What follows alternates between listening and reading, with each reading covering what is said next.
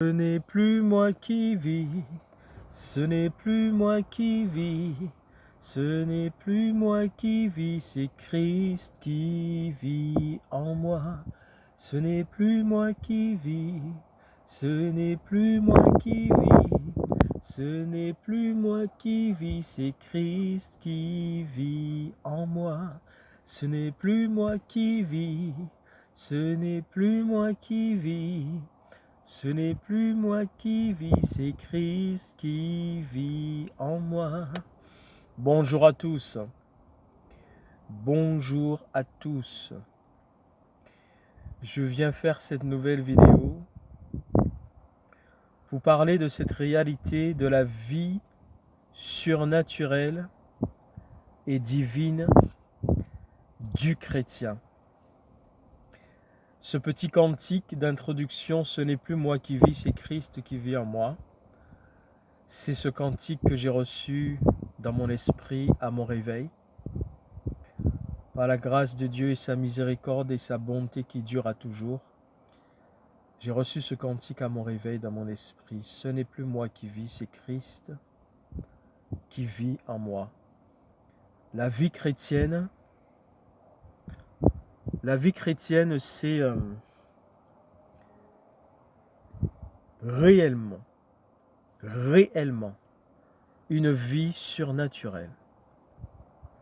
Car c'est la vie de Dieu dans un corps de chair et de sang. C'est ça la vie chrétienne. La réalité de la vie chrétienne, c'est une vie surnaturelle dans la matière. C'est la vie de Dieu dans un corps de chair et de sang. Et c'est pour ça que l'apôtre Paul a pu dire dans l'épître aux Galates, au verset 20, premièrement, que Dieu vous bénisse. Que Dieu vous bénisse, que sa miséricorde qui dure à toujours se manifeste en abondance dans votre vie. In the mighty name of Jesus Christ, au nom suprême du Christ Jésus. L'apôtre Paul a pu dire, j'ai été crucifié avec Christ. Galates chapitre 2 verset 20. J'ai été crucifié avec Christ, et si je vis, ce n'est plus moi qui vis, c'est Christ qui vit en moi. Et si je vis maintenant dans la chair, il parle de ce corps de chair et de sang, ce corps qui a été tiré de la poussière et à qui Dieu a dit, tu es poussière et tu retourneras à la poussière. Il dit, si je vis maintenant dans la chair, je vis dans la foi au Fils de Dieu qui m'a aimé et qui s'est livré lui-même pour moi. La vie chrétienne, la réalité de la vie chrétienne, c'est une vie surnaturelle. C'est vraiment ça la vie chrétienne. Parce que un chrétien, c'est une personne qui, avant de devenir chrétienne, était morte. La personne était morte. Tout chrétien, tout enfant de Dieu, toute personne qui a réellement reçu Jésus-Christ dans sa vie comme sauveur et Seigneur de sa vie, et qui aujourd'hui appartient à Jésus-Christ, est un membre du royaume de Jésus de Nazareth, est un ambassadeur de Jésus-Christ sur la terre. Toute personne qui est devenue chrétienne, parce qu'on ne naît pas chrétien, on le devient. C'est une personne qui était morte. La Bible dit, nous étions morts par nos offenses. Nous étions morts par nos offenses. Et l'apôtre Paul dit dans ce que je vous ai cité dans Galates 2:20, il dit, j'ai été crucifié avec Christ. Et en parlant du baptême par immersion dans Romains chapitre 6, Il dit que nous tous qui avons été crucifiés avec Christ, c'est en sa mort que nous avons été crucifiés. Nous avons été ensevelis, nous avons été crucifiés dans sa mort. Un chrétien, un enfant de Dieu, c'est donc une personne qui était morte. Parce que devant Dieu, tant qu'une personne ne connaît pas Jésus-Christ, tant qu'elle n'a pas rencontré Jésus-Christ, tant qu'elle n'a pas accepté Jésus-Christ dans sa vie, cette personne, spirituellement parlant, c'est la réalité de son état devant Dieu, c'est une personne qui est morte. Elle est morte. Elle vit avec la vie que Dieu lui a donnée.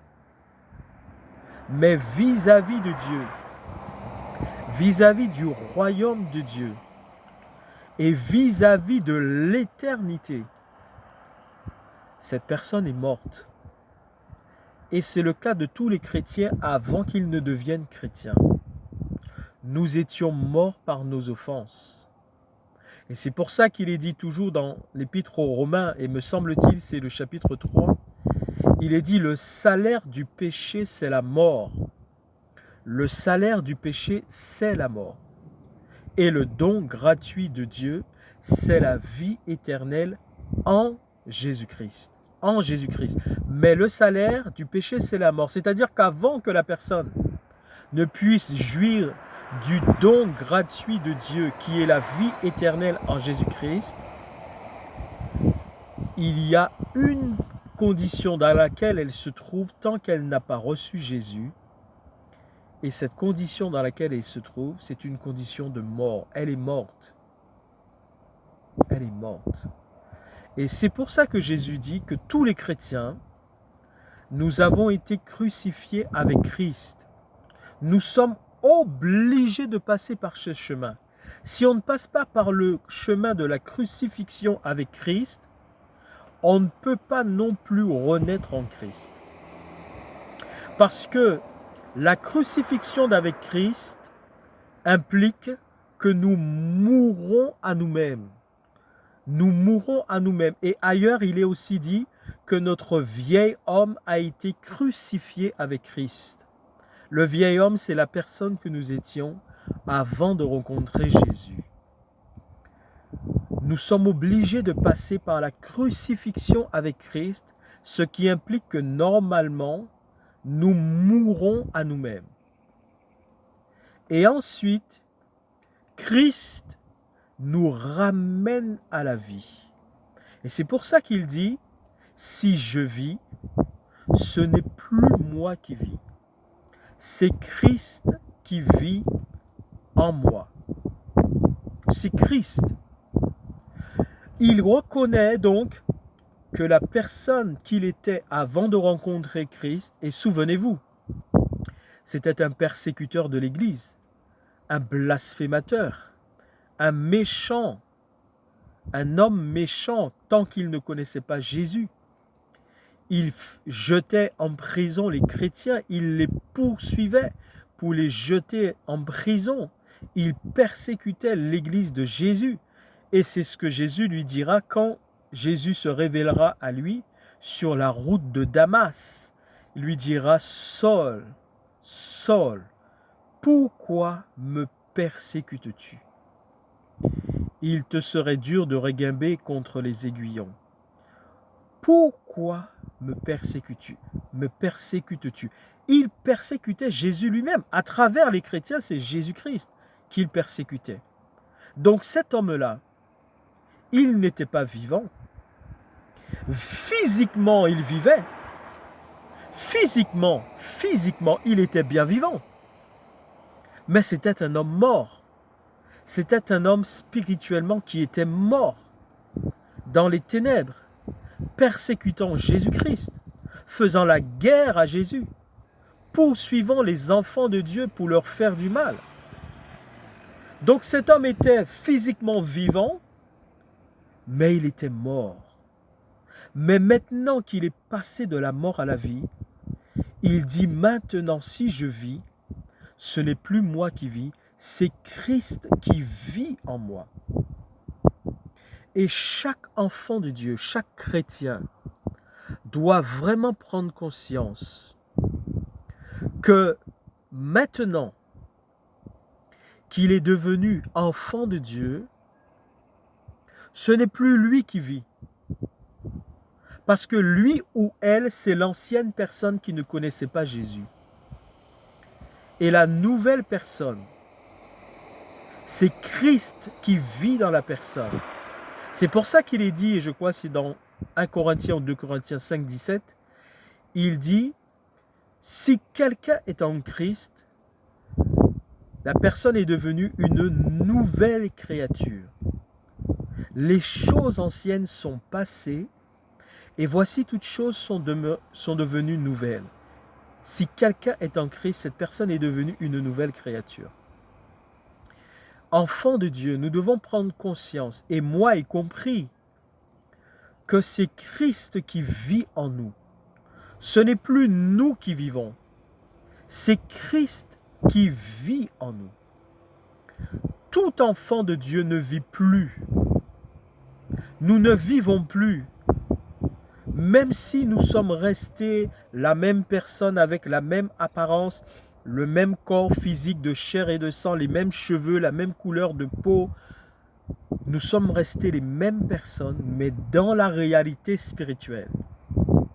Dans la réalité spirituelle, ce n'est plus nous, l'ancienne personne qui vivons, mais c'est Christ qui vit en nous. Nous sommes réellement devenus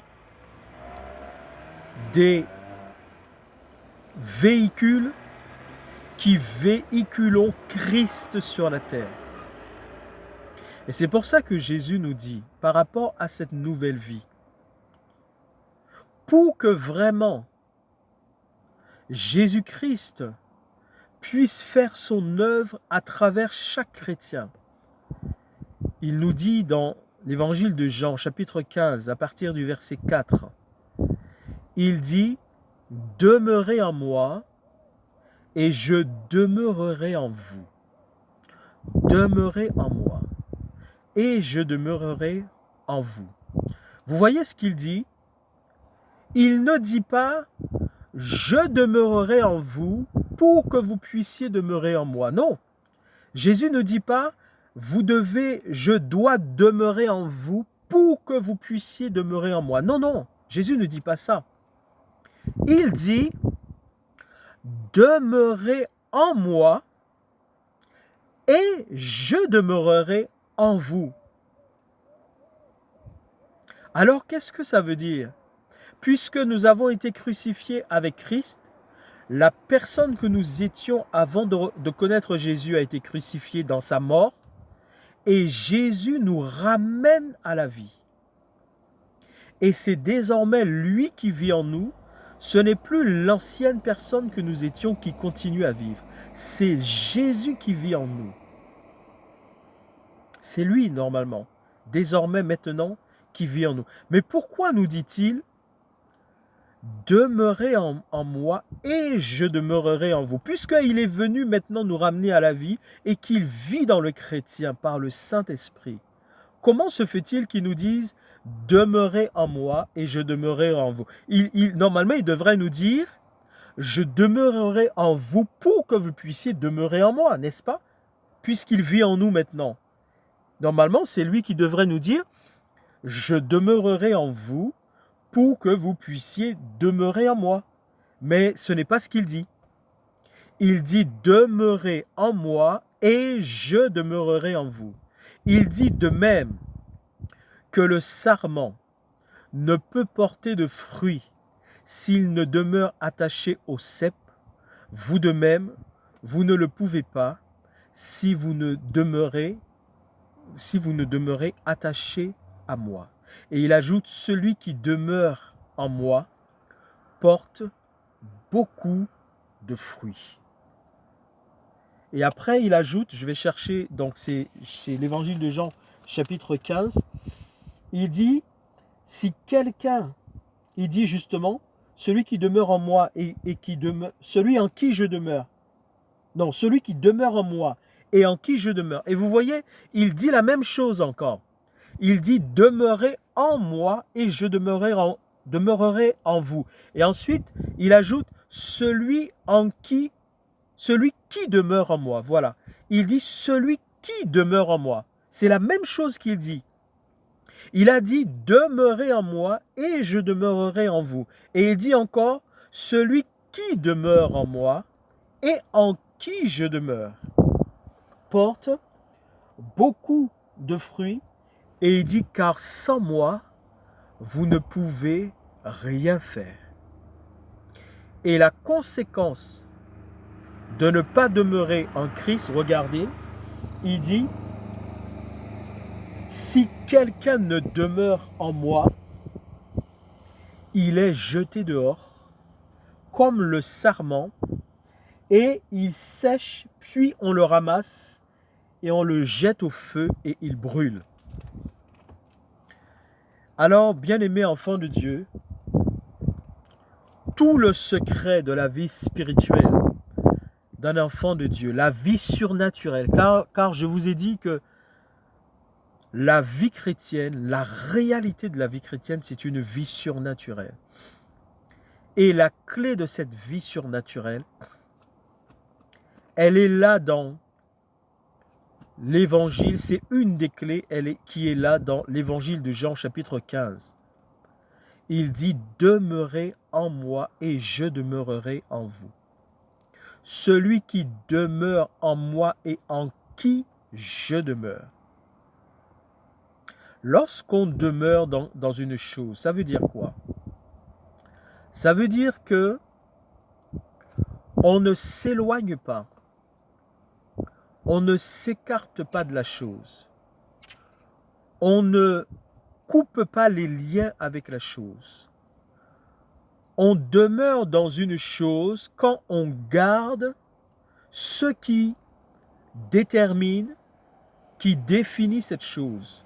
Quand on est attaché aux règles de fonctionnement de cette chose, aux règles de vie de cette chose. C'est ça, demeurer dans une chose. C'est quand on est intimement, intrinsèquement lié à la chose. On demeure dans la chose. Et Jésus dit, demeurez en moi et je demeurerai en vous. Et pour cela, pour demeurer en Jésus, il faut que Jésus soit notre premier amour. Souvenez-vous, dans le livre de l'Apocalypse, à un moment donné, Jésus fait un reproche à une des 7 églises. Il dit, ce que j'ai contre toi, c'est que tu as perdu ton premier amour. Et je voudrais dire à quelqu'un aujourd'hui, quelqu'un qui a besoin d'être aidé pour être encouragé dans les voies de Jésus, quelqu'un aussi qui a besoin de revenir à Jésus, certainement tu as perdu ton premier amour. Comme Jésus l'a dit, ce que j'ai contre toi, c'est que tu as perdu ton premier amour. Je ne suis plus ton premier amour. Et pourquoi as-tu perdu cet amour qui est Jésus-Christ et qui était ton premier amour? C'est parce que tu n'es pas demeuré, tu n'es pas demeuré en Jésus-Christ. Tu n'es pas resté en Jésus-Christ. Pour que lui aussi demeure en toi, il fallait que tu demeures en lui. Pour qu'il demeure en toi, il dit, celui qui demeure en moi et en qui je demeure. La première condition pour que Jésus demeure dans quelqu'un, un chrétien, parce qu'il est venu faire son habitation par le Saint-Esprit dans la personne, mais la condition pour qu'il demeure dans cette personne, c'est que la personne demeure en lui. Il ne demeurera pas dans la personne si la personne ne demeure pas en lui. Et je voudrais dire à quelqu'un, tu te poses des questions aujourd'hui, tu ne comprends pas quelle est la tournure de ta vie aujourd'hui, tu ne comprends pas l'impact de Dieu que tu vois inopérant dans ta vie aujourd'hui, et tu te poses des questions. Pourquoi lorsque je prie, Dieu n'exauce pas? Pourquoi est-ce que je ne vois pas le surnaturel de Dieu dans ma vie? Pourquoi est-ce que j'ai l'impression d'être vide et de ne plus ressentir la présence de Dieu dans ma vie? C'est parce que tu n'es pas demeuré, tu n'as pas demeuré. Il faudrait que je vérifie qu'est-ce qu'on dit, est-ce que c'est être demeuré ou avoir demeuré? Vous avez compris quoi qu'il en soit. Hein? En tout cas, tu n'es pas resté en Christ. Il dit, demeurez en moi et je demeurerai en vous. Tu n'es pas resté, tu n'es pas resté en lui. Et comme tu n'es pas resté en lui, lui aussi, il n'est pas resté en toi. Il est parti au fur et à mesure. Sa présence s'est fait ressentir au fur et à mesure. Sa présence, du moins, le manque de sa présence s'est fait ressentir au fur et à mesure dans ta vie. Parce que tu n'es pas resté en lui. Et ce dont tu as besoin, c'est de reprendre cette vie en Jésus. Qu'il redevienne ton premier amour. Parce que Dieu t'aime. Dieu t'aime toujours. D'un amour éternel. Il ne t'a pas rejeté. Il ne t'a pas mis de côté. Mais ce qu'il veut, c'est que tu reviennes en lui. Que tu demeures à nouveau en lui. Et à ce moment-là, lui aussi à nouveau, il demeurera en toi. Et tu retrouveras ta communion avec Jésus-Christ. Tu retrouveras ta paix avec Jésus-Christ. Tu retrouveras ta quiétude avec Jésus-Christ. Tu retrouveras ta relation avec Jésus-Christ. Et tu verras à nouveau, lorsque tu prieras, Jésus qui t'exaucera. Tu sentiras sa présence. Tu sentiras sa protection dans ta vie et autour de toi. Parce que tu vas à nouveau demeurer en lui. Et à nouveau, il va demeurer en toi. Alors, quand il est dit que sa présence se fait ressentir de moins en moins dans ta vie, ça ne veut pas dire qu'il est parti. Ça ne veut pas dire qu'il est plus en toi. Mais c'est comme si Jésus en toi, ce n'est pas lui, naturellement, mais c'est toi, n'étant pas resté en lui, alors c'est comme si tu as fait taire Jésus-Christ en toi. Tu l'as fait taire. C'est comme si tu as demandé à Jésus de ne plus agir dans ta vie, de ne plus agir dans ta personne, de ne plus te conduire, de ne plus te parler, de ne plus être avec toi. Il est toujours avec toi. Il est toujours resté en toi. Il est toujours là. Mais maintenant, c'est comme si tu l'as étouffé en toi. Et tu as besoin donc de reprendre vie en lui. Tu as besoin à nouveau de demeurer en lui pour qu'il puisse demeurer en toi. Car la vie chrétienne, ce n'est pas une vie qui, à l'instant où on a dit à Jésus, je t'accepte comme mon sauveur et mon Seigneur, ce n'est pas une vie qui s'est arrêtée à ce moment-là. Au contraire, c'est une vie qui doit être sans cesse renouvelée dans le Saint-Esprit. Renouvelée, être renouvelée sans cesse dans la marche de l'Esprit de Dieu, dans la communion avec Dieu, dans la nourriture spirituelle et quotidienne, comme il est dit dans la prière sacerdotale, où on demande à Dieu de nous donner notre pain quotidien. Donne-nous aujourd'hui notre pain quotidien. Ce n'est pas le pain que l'on mange, ce n'est pas la nourriture qui nourrit le corps. Lorsqu'on prie et que Jésus a dit de demander au Père qu'il nous donne notre pain quotidien, il ne s'agit pas des frites et des steaks et des bananes plantains et des pâtes, mais il s'agit de la vie de l'esprit. Il s'agit de cette nourriture spirituelle que nous devons recevoir chaque jour pour nourrir notre âme. Comme il a été dit également, si quelqu'un ne peut pas vivre s'il ne se nourrit pas de la parole de Dieu. La personne ne peut pas vivre, elle ne peut pas avoir la vie chrétienne en elle. Elle ne peut pas avoir la vie de Jésus-Christ en elle. Elle ne peut pas maintenir cette vie si elle ne consomme pas, si elle ne se nourrit pas quotidiennement de la parole de Dieu. Et c'est de cela dont tu as besoin. C'est pour t'encourager, que Dieu te bénisse Tu dois demeurer en Christ pour retrouver la vie de Christ. Et c'est ce que Dieu veut pour toi. Et j'encourage quelqu'un à revenir à Dieu. Une personne qui s'en était éloignée. Et comme ma vidéo va s'arrêter bientôt, le temps est parti pour ma vidéo, elle va s'arrêter bientôt. Je t'encourage à reprendre la lecture de la parole de Dieu, reprendre la vie de prière, reprendre la méditation en passant du temps avec Dieu. Vous savez, méditer, c'est pas... Vous pouvez rester là simplement, et vous parler à Dieu, tranquillement.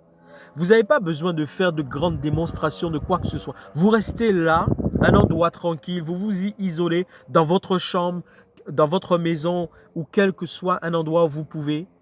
Et vous restez là et vous parlez à Dieu tout simplement. Et vous pouvez rester comme ça des heures à parler à Dieu. Et c'est tout ça qui va permettre à une personne qui s'est éloignée de Dieu de retrouver Jésus-Christ qui se manifeste vraiment dans sa vie et qui va permettre à cette personne à nouveau de demeurer en Christ pour que Christ puisse demeurer en elle et pour que cette vie de Jésus, qui n'est plus la vie de la personne, mais c'est